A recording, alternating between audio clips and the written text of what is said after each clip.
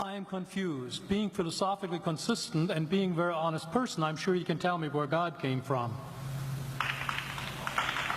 And in addition, once you've told me where God comes from, please try to clarify how you can figure that a spiritual force can have an impact on a material universe to create it.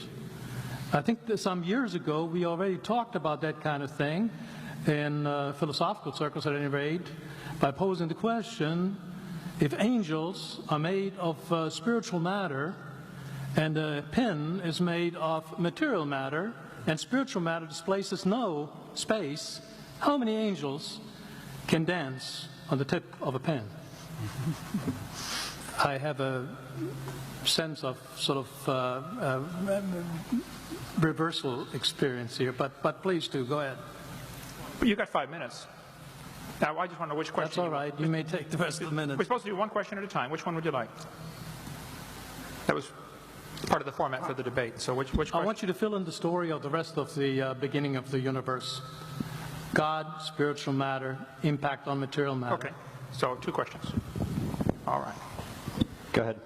All right. Your question, where did God come from, assumes that you're thinking of the wrong, obviously it displays that you're thinking of the wrong God, because the God of the Bible is not affected by time, space, or matter. If he's affected by time, space, or matter, he's not God. Time, space, and matter is what we call a continuum. All of them have to come into existence at the same instant, because if there were matter but no space, where would you put it? If there were matter and space but no time, when would you put it? You cannot have time, space, or matter independently. They have to come into existence simultaneously. The Bible answers that in 10 words. In the beginning, there's time. God created the heaven, there's space, and the earth, there's matter. So you have time, space, matter, created a trinity of trinities there. Just, time is past, present, future. Space has length, width, height. Matter has solid, liquid, gas. You have a trinity of trinities created instantaneously, and the God who created them has to be outside of them. If he's limited by time, he's not God. The guy who created this computer is not in the computer. He's not running around in there changing the numbers on the screen, okay?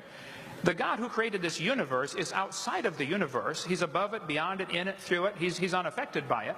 So the concept that a spiritual force cannot have any effect on a material body, well then I guess you'd have to explain to me things like emotions and love and hatred and envy and jealousy and rationality.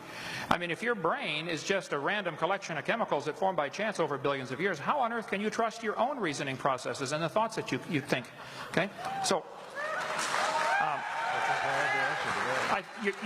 your question, where did God come from, is assuming a limited God. And that's your problem. The God that I worship is not limited by time, space, or matter. If I could fit the infinite God in my 3-pound brain, he would not be worth worshiping, that's for certain. So that's the God that I worship. Thank you.